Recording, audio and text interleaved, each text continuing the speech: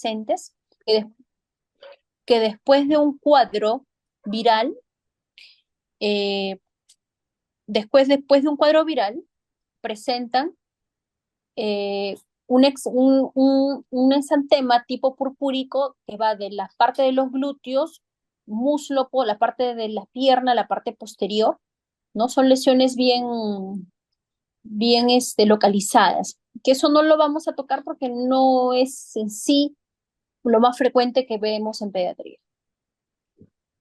Ahora, otro tipo de síndrome purpúrico tenemos la diatesis hemorrágica de origen plasmático o alteraciones en la coagulación. Realmente en este caso se produce como una consecuencia de un fallo a la hemostasia de manera secundaria. En laboratorio vamos a encontrar que el número de plaquetas se encuentra dentro de los límites normales. Estarán alterados estudios sobre todo que evalúen las vías que van a participar en el factor que podría estar alterado, excepto en el déficit del factor. No escucho bien. ¿Pueden apagar los micrófonos? Ya. Acá tenemos, por ejemplo, las diatesis hemorrágicas de origen plasmático o alteraciones de la coagulación. Pueden ser de tipo hereditaria o adquirida. Y acá está mencionada las tipos hereditarias, las hemofilias y las adquiridas. Quizás una de las más frecuentes es el déficit de vitamina K, sobre todo en pacientes recién nacidos, generando una coagulopatía de recién nacido.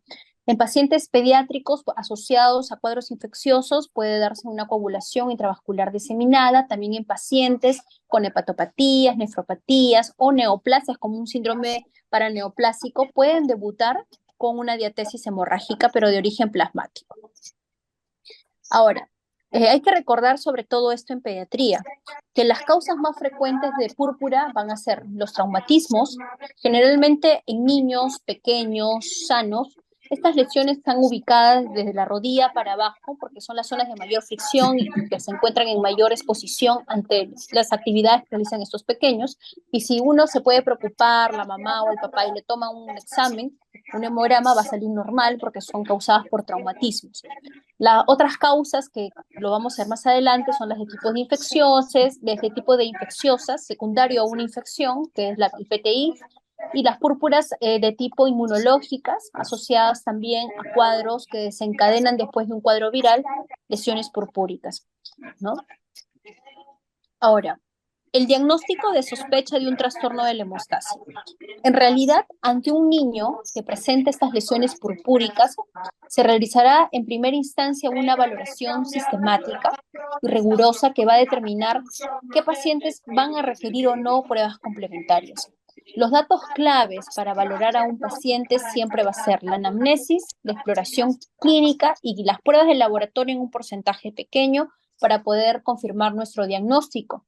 Esto quiere decir que con la anamnesis y la exploración física vamos a tener quizás el 90% del diagnóstico y simplemente las pruebas de laboratorio van a complementar o ratificar nuestro diagnóstico.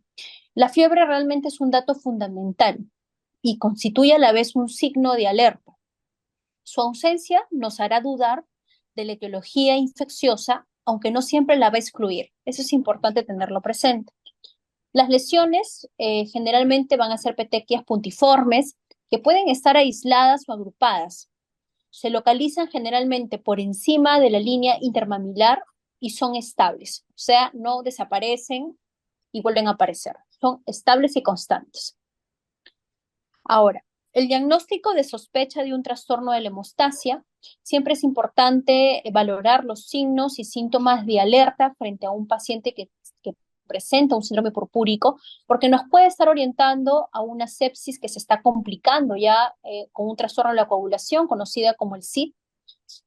Un paciente obviamente que está luce séptico, ya eso se ha revisado en las clases previas, que significa un paciente que está con alteración del trastorno de sensorio, es hipotenso, tiene un llenado capilar mayor de 2 segundos, además una alteración del patrón respiratorio, Entonces, un paciente con sepsis más síndrome purpúrico nos hace pensar que estamos entrando probablemente a un trastorno de la coagulación. Por lo tanto, podríamos estar frente a un SID que ensombrece totalmente el pronóstico. La otra causa también que nos puede alertar son pacientes con lesiones hemorrágicas equimóticas rápidamente progresivas, con distribución generalizada. Un paciente con signos meningios nos tiene que hacer pensar que posiblemente podríamos estar frente a una enfermedad meningocócica invasiva.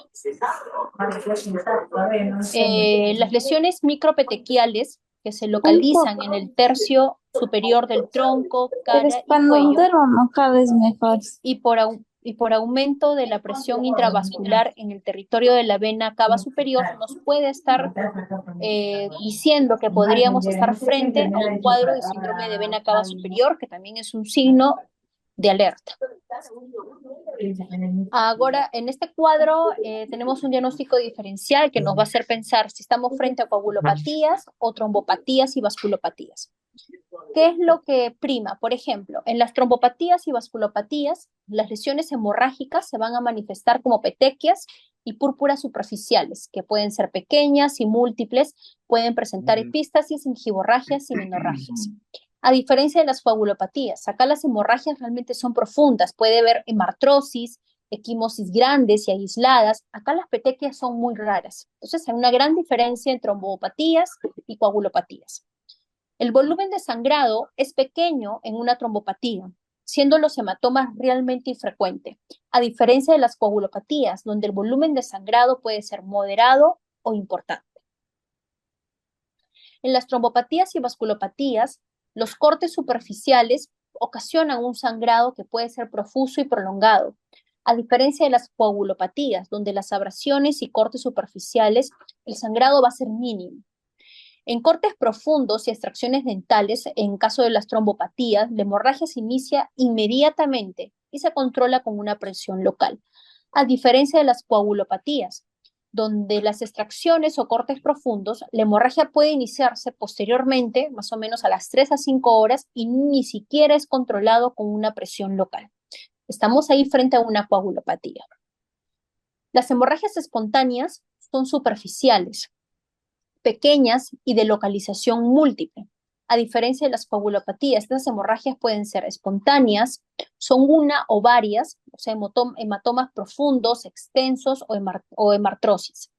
La historia familiar en una trombopatía y vasculopatía realmente es muy rara, a diferencia de una coagulopatía, donde es frecuente una historia familiar de sangrado. Entonces vemos las grandes diferencias cuando estamos frente a trombopatías y vasculopatías y pacientes que tienen solamente alteración, una coagulopatía. Este es un cuadro que quizás le puede ayudar en un síndrome purpúrico. Vemos en un primer momento que la anamnesis y la exploración física es muy importante, y las pruebas complementarias solo, como su nombre dice, complementan nuestro diagnóstico, no nos definen. Por lo tanto, paciente con síndrome purpúrico, ustedes inmediatamente lo ven por la puerta de emergencia y ya ustedes piensan que con semograma le hacen el diagnóstico. No, sirve solo para complementar lo que estamos nosotros pensando, haciendo una buena anamnesis, una buena exploración del examen físico, podemos llegar al diagnóstico. ¿Ok? Y la fiebre también es importante. Por ejemplo, ¿qué pasa si el paciente no tiene fiebre y tiene un síndrome purpúrico? Puede estar frente a una alteración de la coagulación, puede ser un problema vascular o puede ser por alteraciones plaquetarias. Pero si tiene fiebre, tiene síntomas y signos de alerta, estamos, por ejemplo, enfrente a una equimosis progresiva, más de 2 milímetros generalizada, alteración del estado general, o sea, nos hablan de sepsis, un paciente con PCR elevado, pues estamos Cuando probablemente en un aprendas a paciente tanquear y sacar buen ruido, con una ahí me habla, sepsis, ¿ya? una coagulación intravascular diseminada o una enfermedad meningocócica invasiva. Entonces es un signo de alerta. Síndrome purpúrico con fiebre que tiene signos de alerta es una emergencia. Si el paciente tiene fiebre, pero no tiene signos de alerta, quizás las petequias son menos de 2 milímetros, son estables, aisladas o agrupadas, pensaré que podría ser un cuadro de tipo viral, asociado pues a virus, enterovirus, citomegalovirus, virus respiratorio, sarampión atípico, una varicela hemorrágica. A diferencia, si tengo un paciente que viene con un síndrome purpúrico y no tiene fiebre, quizás la causa más frecuente van a ser las de tipo plaquetarias. ¿Qué causas? La trombocitopenia de tipo inmune, ¿no? Tener esto en cuenta. Y acá les dejo las otras que se pueden presentar, ¿no? Entonces, el análisis de laboratorio que pedirían a un paciente con un síndrome purpúrico, pues sería su hemograma, su bioquímica, recuento plaquetario y pruebas de coagulación, que están alteradas en los déficits graves, más o menos en un 90-95%, pero pueden estar normales en déficits leves. Por lo tanto, como vuelvo a repetir, el diagnóstico ante un síndrome purpúrico se da por exploración, la anamnesis y la exploración física.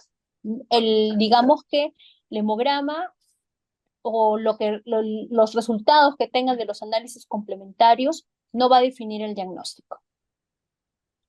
Ahora, acá tenemos, por ejemplo, lo que les he estado mencionando, estudio diagnóstico del síndrome purpúrico. En la anamnesis ustedes ya han aprendido a hacer una historia clínica. Siempre tiene que ser una historia clínica prolija, una historia clínica donde sea dirigida, sí, pero también sea una anamnesis que saquen datos contributorios relacionados al cuadro del paciente. Por ejemplo, en la anamnesis, en pacientes con síndrome purpúrico, hay que explorar antecedentes familiares, si hay historia de sangrados previos de ese pequeño, si hay historias quizás en el hermanito, en la mamá o el papá, para poder saber más o menos frente a qué estamos. Antecedentes personales también es importante, de pronto se ha caído, ¿no? O ha tenido una infección, ¿no? Es muy importante, si ha ingerido medicamentos también, por ejemplo, el uso de aspirina puede producir alteración de las plaquetas, ¿no? Por eso es importante la historia clínica, la anamnesis que ustedes hagan. La exploración física, ya hemos visto las definiciones que se diferencia una petequia, una púrpura, una equimosis, de acuerdo al tamaño. Entonces ustedes en su exploración física van a poder describir frente a qué tipo de lesión purpúrica estamos. Es importante medir la temperatura corporal y reconocer si estamos frente a pacientes con signos de alerta si tiene fiebre. Estamos frente a sepsis, una SID o una enfermedad invasiva meningocócica. Siempre es importante buscar signos que puedan asociarse con la enfermedad, buscar visceromegalia, explorar bien el abdomen, descubrir hepatoespleno, megalia, descubrir adenopatías que nos puedan estar orientando a otro tipo de cuadro, que el paciente esté pálido o hay afectación de las articulaciones, por ejemplo, como una hemartrosis, nos puede estar haciendo pensar más en un problema más del factores de déficit de factores de la coagulación que en sí una plaquetopenia. El fondo de ojo es importante para descartar hemorragias retinianas. Las pruebas complementarias que pueden solicitar, pues ya hemos hablado del hemograma completo, puede ser también un frotis, ¿no? Si es que por ahí lo tienen a la mano, pueden pedir un CUMS directo también. En la bioquímica general siempre se debe incluir el perfil hepático, renal, LDH, ácido úrico, PCR, por ahí descartar una infección. El test de exploración de la coagulación ya son exámenes quizás un poco más sofisticados que en realidad en primera instancia no se realiza en un paciente con un síndrome purpúrico, ¿no? Generalmente no se solicita de primera instancia, lo que generalmente se pide es un hemograma completo. Ni siquiera una lámina periférica se pide de primera instancia, pero bueno, es importante también tenerlo presente. En la bioquímica sí es importante ver PCR, si pueden pedir un PCT, que es una procalcitonina, también es importante. Si es un paciente que viene con fiebre, que viene con síndrome purpúrico, pues a él sí le pediré también su perfil de coagulación, su hemograma, su PCT, su PCR, le pediré hemocultivos, pensando que este paciente puede estar entrando en una sepsis con un trastorno de la coagulación. Si hay dudas también y el paciente está estable, si palparon ahí una visceromegalia, también sería importante una ecografía abdominal, ¿no? Si tiene signos de alerta que nos hablan de un síndrome de vena cava superior, en niños sería importante una radiografía de tórax, no vaya a ser por ahí un síndrome de mediastino, un timoma que podría estar ahí también generando este síndrome purpúrico. Dentro de pediatría, una de las infecciones más frecuentes asociadas al síndrome purpúrico y que lo van a ver frecuentemente, probablemente en su internado, es la trombocitopenia inmune primaria. Esta trombocitopenia es uno de los trastornos hematológicos más frecuentes en la población infantil y la adolescencia en realidad no es tan frecuente, generalmente el pico de edad es de 2 a 8 años de edad. Hemos visto que el corte para hablar de un PTI es menor a 100.000 recuentos de plaqueta en sangre, a pesar de que se considere en sí una enfermedad benigna, de pronóstico bueno, puede en el 30% de los niños ser una enfermedad de curso prolongado y entre el 5 y 10% podrían desarrollar una enfermedad de tipo refractaria grave. Es importante que en este caso, si no sé si no estuvieron todos, que más adelante vamos a volver a tocar el caso clínico de una paciente, es frecuente que siempre venga el antecedente o tengamos el antecedente que el niño presenta un síndrome Bueno, purpúrico, Manolín, por vete, decirlo de ¿qué esa hace? forma, llega a la emergencia y fiebre, ¿Cómo y uno corres? cuando le empieza a hacer la anamnesis, cuando empieza a hacer la anamnesis, tenemos el antecedente de que ha tenido un proceso infeccioso de tipo Oh, vírico Manolín, vete, base, o fe, ha que no tengo tenido una mano. Vete, base, vete, inmunización base. con vacunas vivas unas semanas previas. Entonces eso nos hace más, nos lleva a pensar que podemos estar frente a una trombocitopenia inmune primaria. Ahora, la clasificación diagnóstica según el tipo de evolución, esto es importante también que lo tengan presente. Esto es muy importante para nosotros los pediatras, es reconocer frente a qué tipo de PTI estamos. Estamos un PTI de reciente diagnóstico, quizás es la mayoría de pacientes, con generalmente menos de 3 meses de evolución de púrpura, y PTI persistente, hablamos un paciente que tiene este síndrome purpúrico que va y viene dentro de un lapso de 3 meses a un año desde el diagnóstico. Y la PTI crónica generalmente es un paciente que tiene el síndrome purpúrico que cada vez que se resfría, es un cuadro diarreico o por ahí se enfermó, se descompensa y aparece de nuevo esta plaquetopenia con el síndrome purpúrico. Más de un año de evolución, hablamos de una PTI de tipo crónica. Entonces, es importante también que tengan presente este tipo de clasificación cuando hablamos de PTI, es según la respuesta al tratamiento. Por ejemplo, tenemos nosotros que el paciente le damos, diagnosticamos que estamos frente a un PTI y le damos el tratamiento que lo vamos a ver más adelante, es la primera línea de tratamiento y el paciente no responde. En este caso, hablamos de un paciente que no tiene respuesta al tratamiento cuando el recuento plaquetario es menor a 30.000 o el incremento es inferior a 2 veces la cifra basal o presenta síntomas hemorrágicos. Y la cifra de plaquetas debe ser determinada en 2 ocasiones, debe ser, debe ser, debe ser determinada en 2 ocasiones separadas al menos un día. Es importante tenerlo en cuenta en pacientes que reciben ya tratamiento para PTI. Y la corticodependencia, o sea, quiere decir que el paciente requiere dosis repetidas o mantenidas de los glucocorticoides para poder tener un recuento plaquetario mayor a 30.000 o evitar de esa manera la hemorragia. Entonces vemos el escenario. Tenemos un paciente que no responde al tratamiento y tenemos un paciente que depende más bien del tratamiento para tener un recuento mayor de 30.000 de plaquetas. Otra forma de poder clasificarlas es si estamos frente a una PTI severa o una PTI refractaria.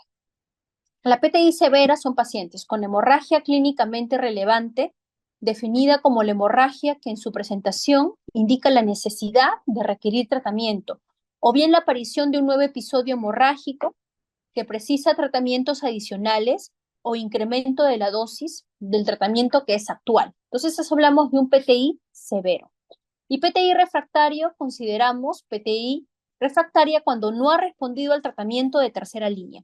Van a poder entender mejor cuando revisemos tratamiento, el tratamiento de primera línea, qué es lo que generalmente se ofrece. De segunda y tercera línea, la verdad, no se ofrece, al menos en nuestra institución, en muy pocos casos. La mayoría recibe la primera línea de tratamiento. En cuanto a la fisiopatología del PTI, pues se tiene bien claro que sabemos que se forma un complejo antígeno, no hay una disregulación del sistema inmune humoral, ¿no? Y celular, y generalmente lo que ocurre es que los linfocitos T citotóxicos se unen a las glicoproteínas que se encuentran en las paredes de las plaquetas, generando un complejo antígeno-anticuerpo, y esto hace que al momento de pasar, por ejemplo, con el vaso, es fagocitado por los macrófagos del vaso y por lo tanto se destruye. Pero otro mecanismo que también se ha estudiado es que estos linfocitos T citotóxicos ingresan a la médula ósea y destruyen, generan una apoptosis del megacariocito. De esa manera no se produce tampoco las plaquetas. Es una de esas dos causas las más relacionadas con el PTI. Ahora, el cuadro clínico, la mayoría de los niños que la padecen generalmente están previamente sanos, presentan un cuadro clínico brusco. Esto es importante que lo tengan presente. Es brusco, de aparición de lesiones purpúricas en piel, que pueden ser petequias, púrpuras y equimosis. Puede asociarse a sangrado de mucosas. Quizás uno de los más frecuentes es la epistaxis o la mamita dice que se cepilla y sale sangre, ¿no? No siempre hay correlación exacta entre el nivel de plaquetas y las manifestaciones hemorrágicas. Eso es importante también tenerlo en cuenta. En pacientes con recuentos de plaquetas por encima de 50.000, el diagnóstico realmente puede ser incidental porque no presentan sintomatología hemorrágica. Generalmente entre 30.000 y 50.000, el niño puede tener petequias, equimosis, al mínimo trauma. Los enfermos con cifras de plaquetas de 10.000 a 30.000 son quienes presentan hemorragias Un espontáneas momento, y son a apaga el los que debemos tener más momento. vigilancia. Es un ¿Por qué? Porque la error. complicación más frecuente con un nivel de plaquetas de 10.000 a 30.000 van a ser las hemorragias de tipo intracraneal, que en realidad no ocurre con frecuencia, pero sí hemos tenido casos así. Está reportado en un 0.1 a 0.5% de los casos. Además de ello, existen factores de riesgo de hemorragia grave. Un paciente con un traumatismo craneal, politraumatismo previo, tratamiento con antiagregantes hasta 7 a 10 días antes, pacientes con hematuria y coexistencias de diatesis hemorrágica, o sea, pacientes con vasculitis o coagulopatías previas, ¿no? Que nos pueden hacer estos cuadros severos de hemorragia, ¿no? Intracraneal. El diagnóstico, recordar que el PTI es un diagnóstico de exclusión. Primero trato de encontrar las causas, en este caso secundarias, y una vez que ya encontré, le hice toda la analítica, todos los exámenes, y no encontré otra causa, entonces estamos frente a un PTI. La evaluación básica inicial debe incluir una buena historia clínica, un buen examen físico, un hemograma completo con extensión de sangre periférica. Es lo mínimo que se necesita para el diagnóstico de PTI. Acá tenemos, por ejemplo, el estudio básico inicial frente a un PTI, hemograma con reticulocitos, su frotis sanguíneo, su grupo, su bioquímica, quizás hasta por acá hasta PCR, ¿no? Lo demás, podría ser también un perfil de coagulación, lo demás quizás no es tan relevante o no se pide de rutina, ¿no? Estudios complementarios también, en este caso, si quieren descartar otro tipo de causas autoinmunes, podría tomarse, pero pues, que tomen un hemograma con reticulocitos, una lámina periférica, grupo, bioquímica, su PCR, su perfil de coagulación, está bien. Ahora, el tratamiento. El tratamiento de primera línea para pacientes con PTI va a ser prednisona, vía oral o metilprednisolona intravenoso. No voy a ahondar mucho en dosis, cómo se administra, simplemente ustedes tienen que saber, como primera línea de tratamiento, primero corticoides, prednisona vía oral, normalmente se da prednisona vía oral a todos los casos de PTI, en, en casos selectos se le da metilprednisolona. Y el paciente que no responde a corticoides se le va a dar una dosis de inmunoglobulina. Son esos dos tratamientos de primera línea. Generalmente todos los pacientes que tenemos en la institución donde laboro, que es el Revaliati, usamos este tipo de manejo, tratamiento de primera línea. El tratamiento de segunda y tercera línea no lo usamos, al menos en pediatría no, quizás con un paciente con un PTI refractario y pasa hematología, dentro de su protocolo está el manejo de dexametasona, inmunoglobulina anti-D, o una esplenectomía, ¿no? Pero ustedes tienen que saber que el tratamiento de primera línea en un PTI es prednisona e inmunoglobulina, o sea, corticoides e inmunoglobulina. Recordemos un poco que el PTI de diagnóstico reciente o persistente con una clínica hemorrágica de riesgo vital que no responde a tratamientos previamente instaurados debe ir a una esplenectomía, o una PTI crónica con urgencia hemorrágica o una cifra de plaquetas que esté persistentemente inferior a 30.000 debe ir a una esplenectomía. No lo usamos con frecuencia, en realidad no es un tratamiento de elección, Generalmente nos quedamos con la primera línea, pero sí conocer cuáles son los dos criterios para un paciente sea esplenectomizado. Ahora, también se puede usar tratamiento farmacológico, se puede usar en pacientes refractarios, rituximab, que tampoco lo hemos usado. Otros tratamientos en monoterapia o combinada, puede ser aciatioprina, ciclosporina, danazol, ciclofosfamida, en pacientes refractarios a todas las líneas de tratamiento que he mencionado, ¿no? Que es inusual, no suele producirse en pediatría. Entonces acá tenemos el PTI de diagnóstico reciente, recordar un poco si estamos frente a un sangrado activo menor a 30.000 y debe ingresar inmediatamente, se le pone su inmunoglobulina, ¿no? Y se va monitorizando. Si es un paciente que tiene un sangrado cutáneo mucoso, menos de 10.000 de plaquetas y factores de riesgo, también ingresa, se le da prednisona, se le da por 72 horas. Si hay mejoría, vamos a continuar con la prednisona, pero si no, la segunda opción es la inmunoglobulina y acá va saliendo ¿no? lo demás, ¿no? Pero simplemente tienen que saber es esto.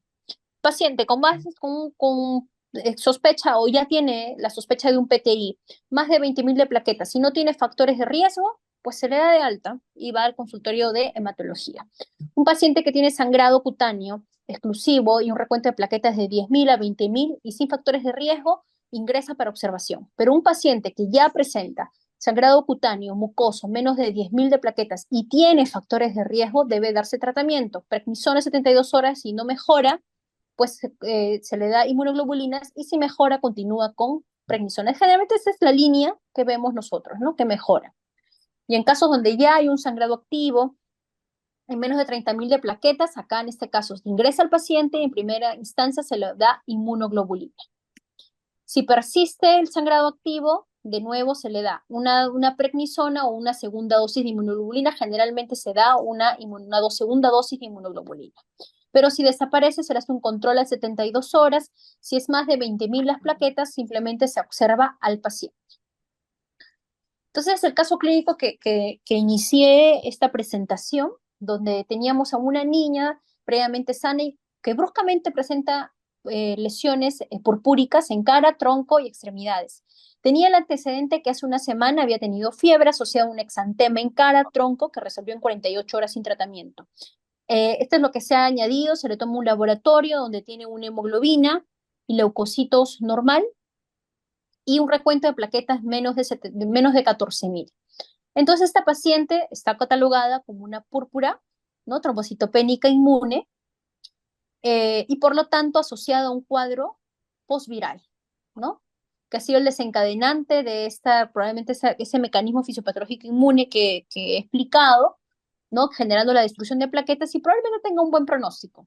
Con menos de 14.000, ¿no? Tuvo un leve epictasis. Igual supongo yo que según el fluxograma le habrán dado, pues, como les comentaba, esta pequeña, pues tenía el antecedente que bruscamente había presentado este síndrome purpúrico y que estaba sin fiebre. Llega a la emergencia, había tenido un leve sangrado días previos y me imagino que le hacen una buena anamnesis, un examen físico por la edad de la paciente, tenía 6 años, probablemente pues estábamos frente a un PTI y le hacen un examen laboratorial donde encuentran plaquetas en 14.000. Entonces, ante ese escenario, probablemente se le inició su tratamiento con corticoides porque no había factores de riesgo de sangrado, sí tenía menos de 14.000, pero sin factores de riesgo, entonces le inician sus corticoides y mejora. A las 72 horas le vuelven a tomar un hemograma y las plaquetas mejoran. Es importante también tener en cuenta que en pacientes que salen del rango, o sea, si estamos frente a una paciente quizás de 10, 12 años que presenta un síndrome purpúrico y tiene por ahí el antecedente de haber tenido un cuadro viral y presenta este síndrome purpúrico, podría pensar que podría ser un cuadro atípico de un cuadro infeccioso, pero también no descartar las causas inmunológicas. Y en ellas sí sería tributaria pedir, lo más frecuente pues sería AR, ¿no? Artritis reumatoide juvenil, lupus eritematoso sistémico, pedir todo lo que es necesario la batería para descartar una enfermedad reumatológica secundaria. ¿Ya? Bueno, justo ya estaba terminando la exposición y se cortó. Y ahí termina la exposición. No sé si tienen alguna pregunta. Doctora, Nada. Y bueno, ¿Aló? doctora, Sí, sí, doctora, te ¿me escucho. escucha? Sí, Sí, sí, tengo una consulta. dime. El PPI, cuando llega alguna emergencia, por ejemplo, Ujú. ¿cómo lo podríamos diagnosticar? Porque, si mal no me equivoco, esta es una patología que por más que yo le pase plaquetas, si mal no me equivoco, no va a revertir lo que es necesita es corticoterapia de emergencia, creo. No me No, acuerdo bien. lo que pasa es que un PTI, que llega a la emergencia, si el niño realmente no está sangrando, así tenga 10.000 de plaquetas, no es necesario transfundirlo, salvo que tenga factores de riesgo. Si tiene factores de riesgo, este pequeño sí requiere una transfusión de plaquetas, pero lo recomendado es iniciar corticoides.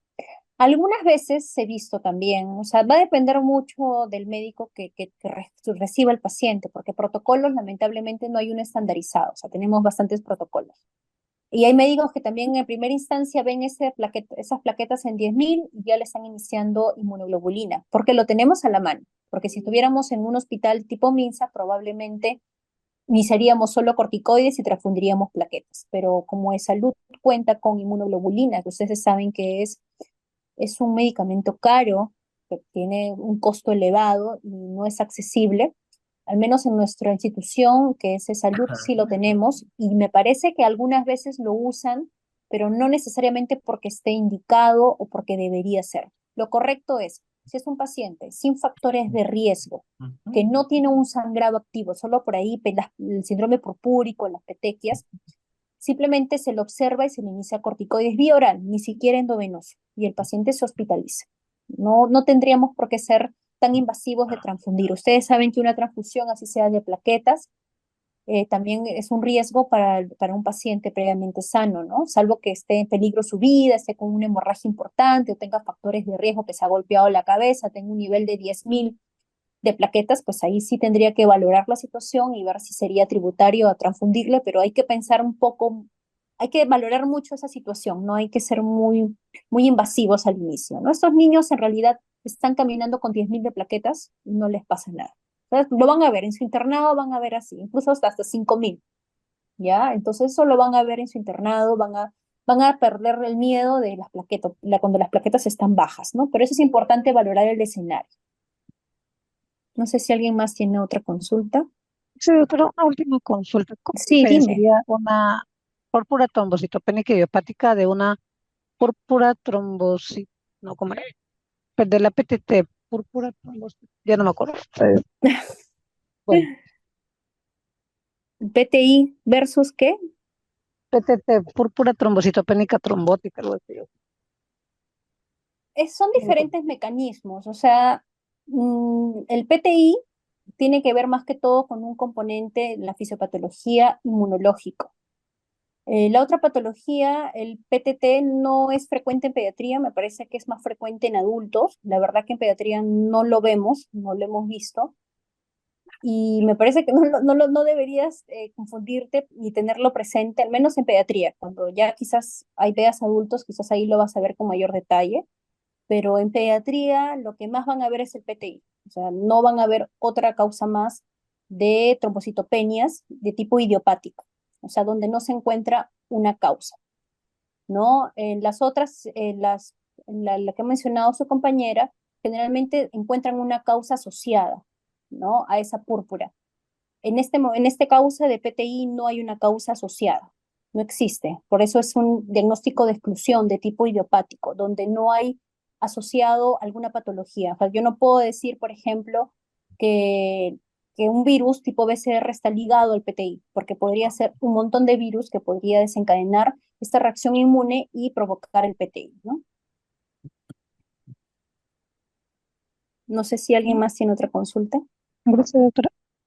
Gracias a ti.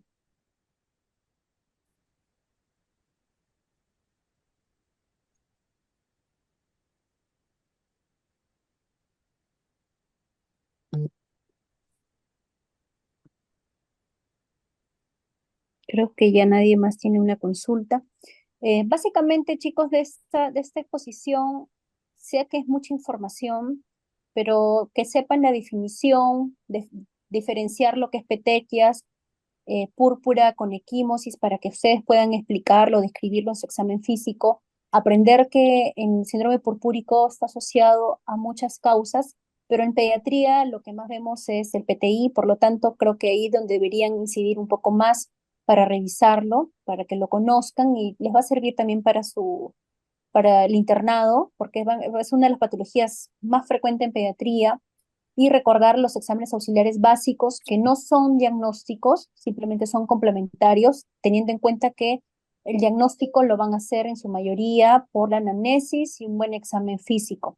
Es importante también reconocer los signos de alerta ante un paciente con síndrome purpúrico y fiebre u otras lesiones que nos puedan estar llevando a un escenario diferente donde tendremos que actuar de manera diferente. La transfusión de plaquetas, que quede claro que no es un manejo para el PTI, lo principal es la primera línea, que son corticoides, y en casos selectos, por decirlo de esta manera, se usa inmunoglobulina. La terapia de segunda y tercera línea, al menos nosotros en pediatría no lo usamos con frecuencia, generalmente quizá eso es un trabajo ya del especialista, del hematólogo pediatra, el cual puede clarificar o seleccionar a los pacientes que van a ser esplenectomizados o van a recibir rituximab, que es un fármaco también muy caro y que se usa también en ciertas situaciones, ¿no? Y recordar también los niveles de plaquetopenia, se está haciendo que el corte sea ahora un poco más bajo, antes era 150.000, ahora es menos de 100.000 para hablar de plaquetopenia, ¿no? Yo creo que esos conceptos son básicos y en los casos clínicos, ese caso clínico es bien representativo del PTI. ¿Ya? Yo creo que terminamos ya la exposición. Les agradezco por entrar el día de hoy, ya que mañana se tenía complicado por lo que estoy de guardia de día. Les agradezco por su tiempo. ¿Ya? Que tengan muy buenas noches. Muchas gracias.